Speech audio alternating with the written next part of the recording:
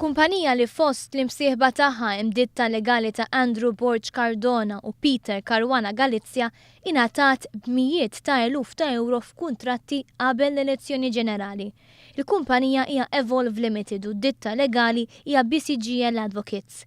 Il-ġurnal Kullħadd żvela li żewġ kuntratti li ngħatat fix-xhur ta' qabel elezzjoni ġew ilaħqu 800,000 euro.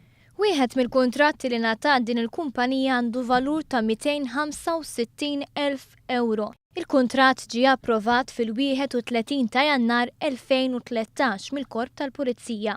L-iskop ta' dan il-kuntratt huwa li ssir manutenzjoni fuq tagħmir ta' sigurtà u dan il-kuntratt jorbot lill-Gvern għal 5 snin. Il-kuntratt li ieħor mogħti lill-Evolve Limited ġimagħtejn qabel l-elezzjoni ġenerali tal-2013 għandu valur ta' 542,000 euro. Il-kuntratt ingħata mill-isptar Mater Dei.